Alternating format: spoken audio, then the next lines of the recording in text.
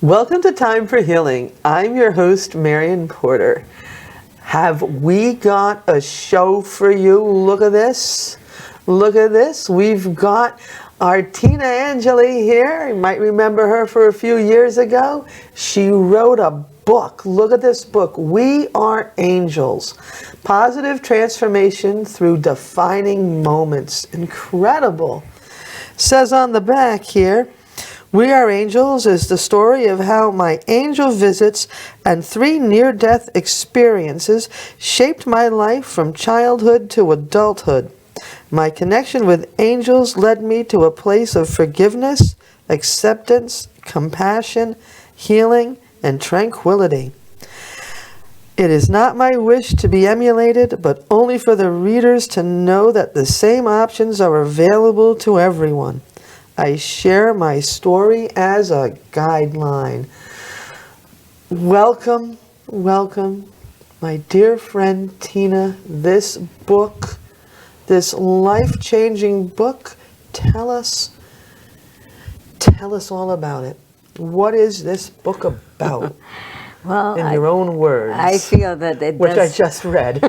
it does have a life of its own. It does. Yeah. It feels like, well, like I told you, we were getting ready to start this show, and the book was telling me how to do the show. So everything I just did, this book told me to do it. So this is amazing. Yeah.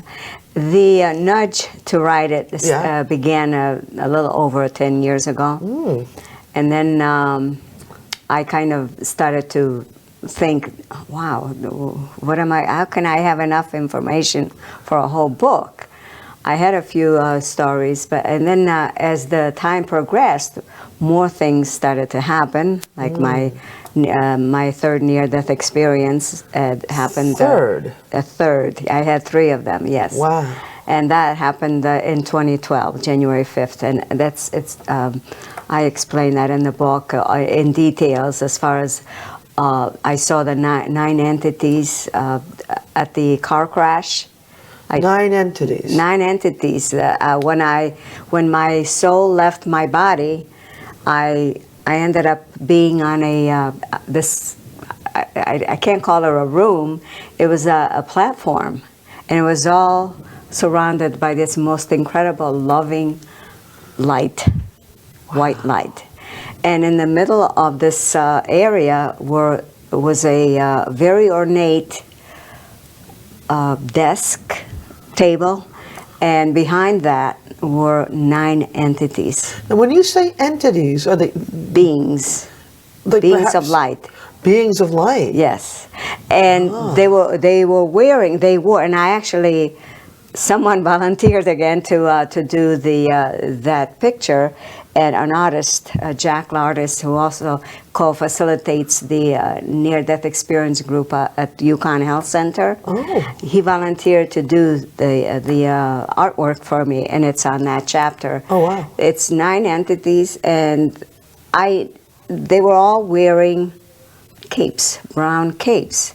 And I knew, instinctively, when I was up there just looking at them, that the reason why they wore capes is because otherwise it would have been just a blob of white light. Like see-through, you wouldn't have... Yeah, and I just, for some reason, I needed to know that there were 9 of them. But I also knew that the one in the middle was the decision maker. Really? What happened? Were these beings from another planet? Were they angels? I knew that they were not of the earth.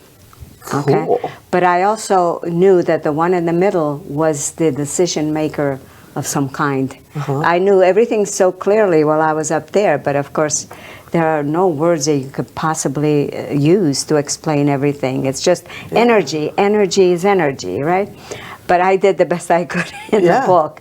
So, and I was so passionate. I was referring my telepathic communication to the one in the middle, because I knew he was the one that made the decisions. Mm-hmm. Although all the others next to him, I knew that they were holding me in this most incredible love energy. Wow. Even though I was here and they were there. And this is while you're looking down at the car crash. This is while I was looking at my body dead in my car. The car was crushed. I could feel and see and hear people outside. Once my car stopped spinning, the people were coming toward the car. Some were curious. Some I could feel their feelings, their thoughts.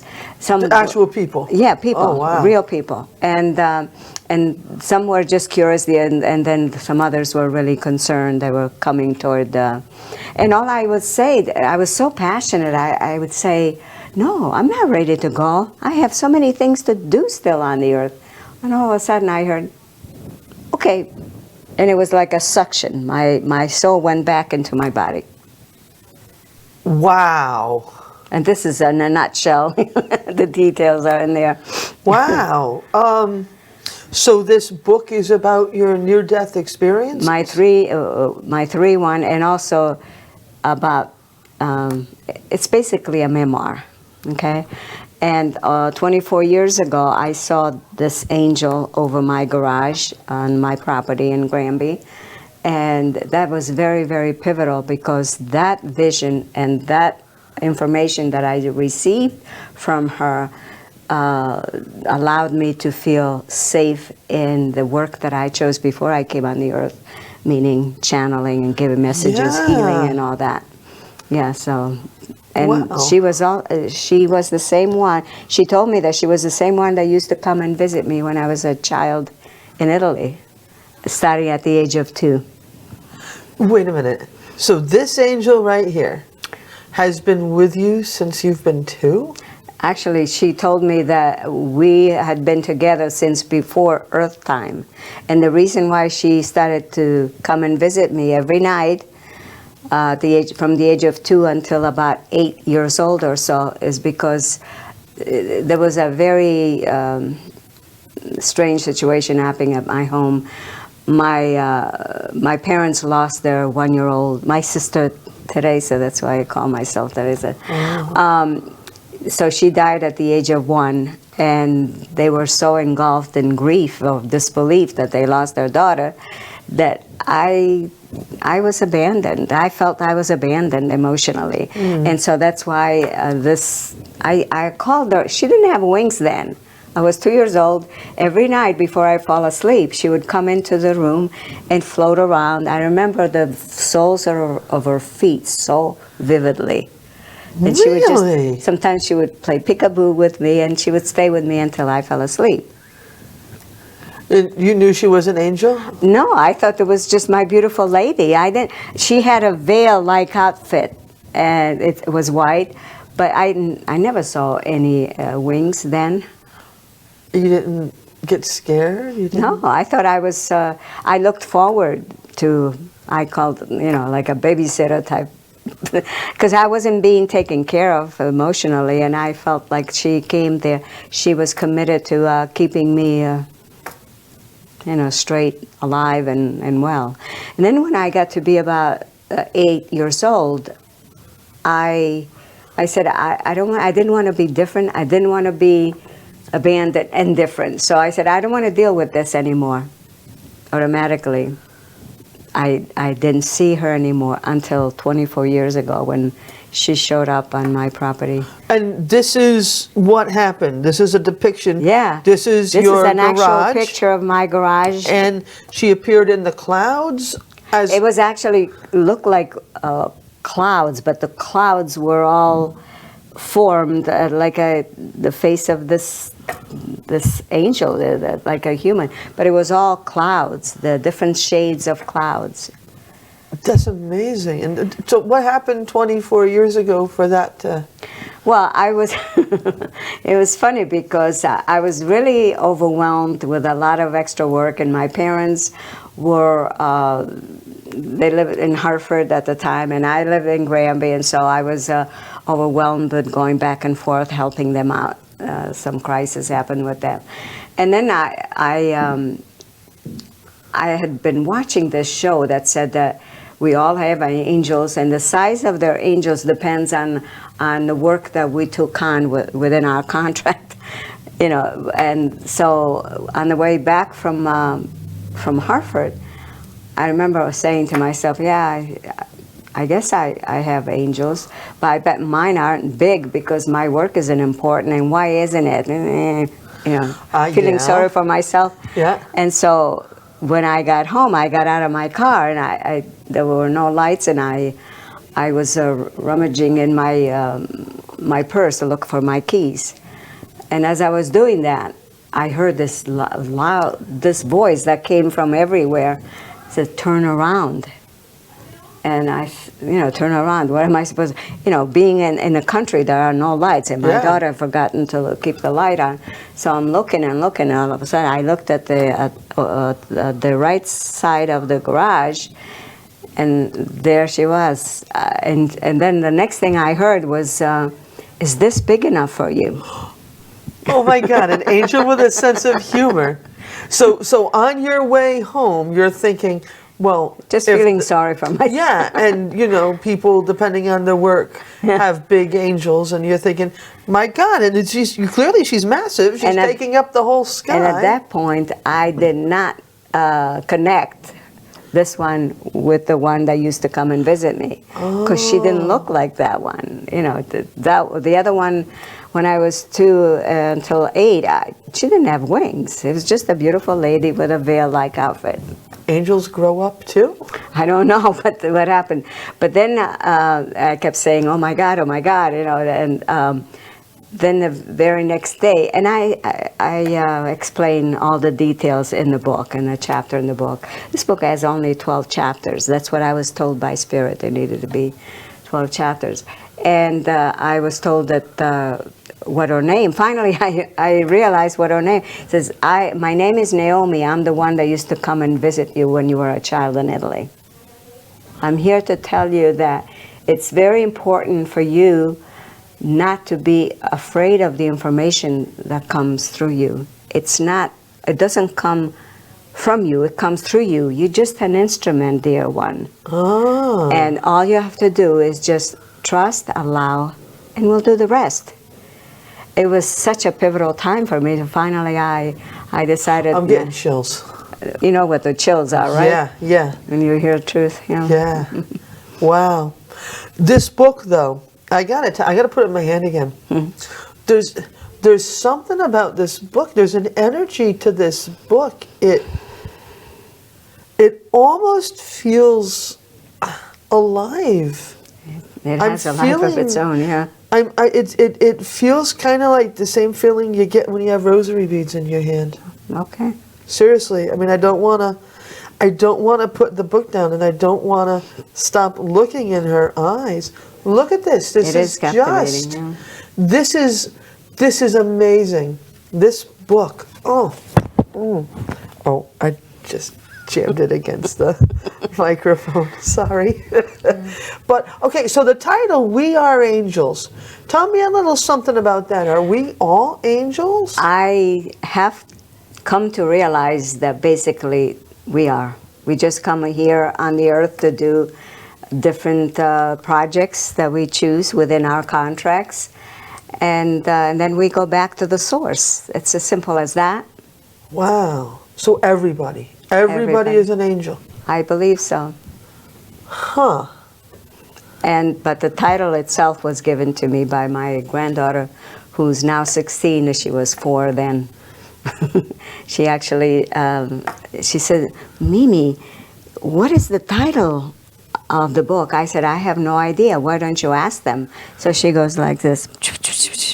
"Oh, We Are Angels." I said, "Is that the title of the book?" And she says, "Mimi, that's what they said." I kind of brushed it off at 4 years old. Yeah. But through the years, it stuck. That's what the title needed to be. And there were no other books with that title through all the books that they have on angels. Wow. So this is the story of your life? My life from childhood to now. What was it like being in 3 near-death experiences?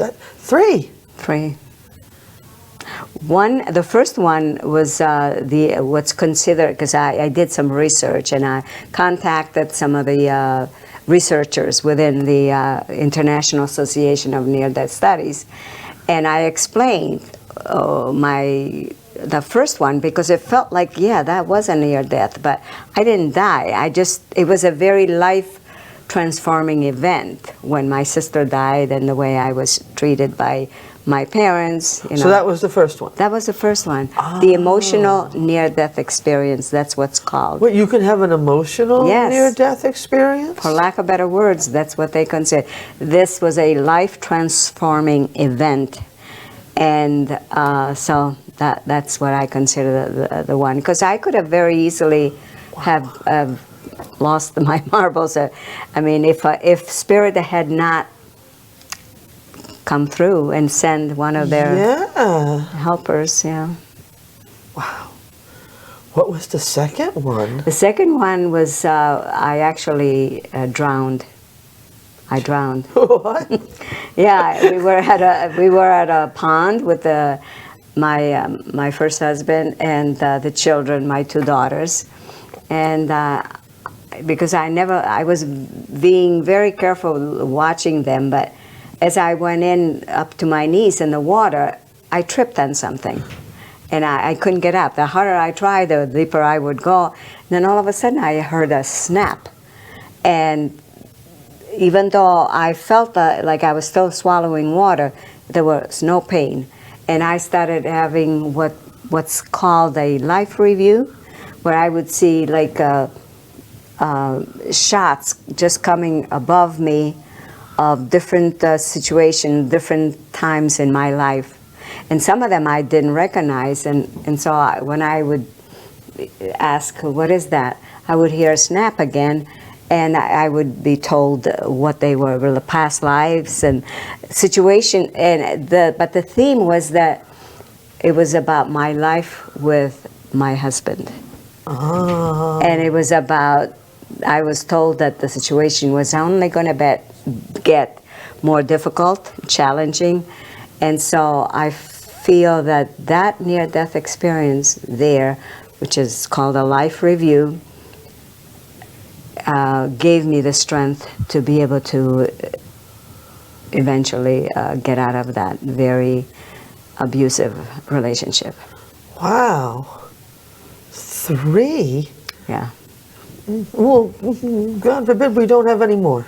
No. Wow. The book is finished. The book is finished. And what a book it is. What a book it is. So, what is the one thing you want to tell people about the heart of the journey of writing this book? Okay, so I feel very, very strong about this by saying that it's important for everyone to know that there are no victims. Everything happens for a reason. Okay? We write our own contracts before we come on the earth, and then somehow we are drawn to what the contract is to experience all those.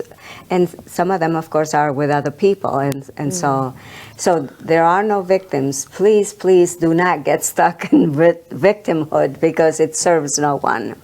And also that nothing happens by accident. Nothing. Nothing, absolutely nothing. Even accidents are not accidents. Even the most mundane thing, like, Yeah. wow, like my selection of this shirt, because I didn't want to wear this shirt. Yeah, it's basically, it's important for me. My most important message is that I wish for people to fully understand that victimhood, feeling sorry for oneself, doesn't do anything for anybody. Say more things about that, because, there's a lot of people that are out there, and this is prevalent in the world now. We've got a lot to feel sorry for, so say more things. The challenge is that we come on the earth. Before we come on the earth, we think these challenging experiences that we choose are going to be a snap, okay? Because if we have been here before, we forget how dense the energy is on the earth. And the density of the energy is what makes people get stuck in Let me tell you. situations. So you mean to say that the life that I've lived, I chose all of this? I must have come right from the bar in heaven then. They saw me coming and they sold me a bill of goods. You heard it here, folks. I was sold a bill of goods. If I wrote this contract, it was under duress. No, I know that's not true. But humor is important, yes, I know. Yeah. Wow. So we're angels. We truly are. We're That's all a chips game off the changer. old block, right? Well, you know, if we all come from God, The source, yes. yeah. Jeez, you just think that angels are. Angels I chips don't off the have old a block. harp. I don't have a halo. How am I an angel? How is everybody an angel? That's amazing. What an amazing concept. If we looked at everybody as being an angel. Yeah, even those that seem to be extremely, like mean and really, they provide us the experience that we need for whatever it is that we find ourselves in. The earth experience is also about duality, black and white, bad, good. So that's part of the experience on the earth. Wow. Wow. So if we're angels for the earth experience and we go back and say I'm on another planet after this life, Yeah. am I still an angel? Once an angel, always an angel. That's amazing. That's my belief, and I'm really very passionate about this. I got no words. It's just like I'm trying to sit here and think, wow, so I'm an angel. Everybody is an angel. Then what are the angels that we see? Are they our friends that just aren't here yet? Like, who is Naomi? Is she a friend, a colleague? Is she? We had been. She told me that we had been together since before Earth time, and she accepted. And I asked her to be this type of support system for me. Wow. At this difficult stage of my life. You know, I swear I feel a presence here. I really do.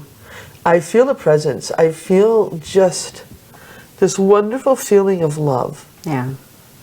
One other thing I'd like to say is that there's a chapter about my work in this, and I felt it was very important for me to put it in there because it gives samples on how you can practice how to be a medium. Yes, because that's the Messenger? show that Yeah. you were on some years ago now. So I felt it was very important for me to share. It's simply written, but it's got a lot of powerful energy within those simple words. Okay, so anybody can do this. Anybody can channel, whether we chose it within our contract or whether we choose it later on. It's just about practicing. Wow. You practice, okay? And let's say that you didn't choose to come through as a medium or a psychic within your contract, but because we have free will here, you can choose to do that, and it's done simply by practicing. So if we're all angels and we remove our blocks from us seeing and recognizing what we are, angels do give messages. So we're born to do that in a way, huh? Yeah, because that's what we did on the other side, and there is no reason not to be able to do it now unless we chose other experiences. geez, I'd like to get a look at the check boxes that I checked off. I'd like to see a few of them. So, do you think Naomi helped write this book? I have no, yes, definitely. No question.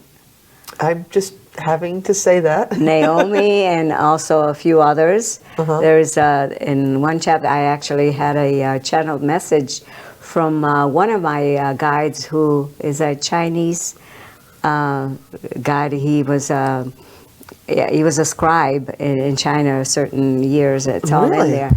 And he channeled. Then he said to me he would come and visit me every time I would get stuck. He would come and visit with his little hat on, and they'd say, "Just ask me. I can help you with your writing." And so, yes, he did. He did. And I have some channeling from him in the book. I'm literally hearing that I need to just open up the book, put my finger on some words, and read the words, and end the show like that. Go ahead. Doesn't this sound like a cool thing to do? Oh my God, I'm totally hearing that I got to do this. I'm telling you, the book has told me how to do the show today. This is not my show. This is the book show today. I give. We are angels. Yes, we are. All right, so let's just see. Let's see. Look at this now. I'm closing my eyes. I'm putting my finger. All right. Labyrinth. Yes. Yes, how do you know? I saw the picture. Oh, you did? Wow. I'm literally looking at a picture of your labyrinth. That's and that's amazing. That's taken from a drone. Wow. The labyrinth is the largest private one in Connecticut. It's 84 feet round. Wow. Wow. The labyrinth is a spiritual tool and is symbolic of the journey to the center of our being. Wow. Wow. Yeah, when people come to walk it, they come in with lots of questions, and by the time they come out, they tell me that they have all their answers and then some. Wow. You know, it was on your labyrinth where I first encountered the Virgin Mary. Yes, I remember that now. Yes. And now, she looked at me. I was walking, and she looked at me and said, "You know, anyone that does my son's work is able to interact with me." Yeah. Wow. Wow. Amazing. Amazing. Amazing. Oh my God. This has been the greatest show. Why is there only 48 seconds left? I love you. Thank you so much for bringing this book to the planet. What a gift this book is for the planet for in the general, earth. Yes, for everyone. My God. And Marion, thank you for having me. Oh, honey, as long as this show lives, there's always going to be a seat for you. Thank you very much. All right. Thank you for watching Time for Healing. What an amazing show this has been. We are angels. You sitting right there watching this, you are an angel, and everybody you know is an angel. How would the world change if we interacted with everybody as though they were angels?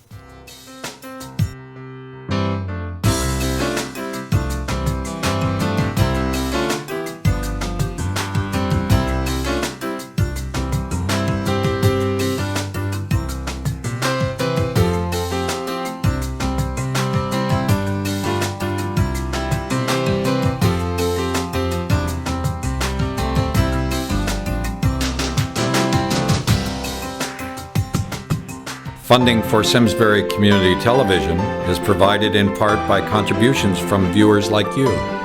Thank you.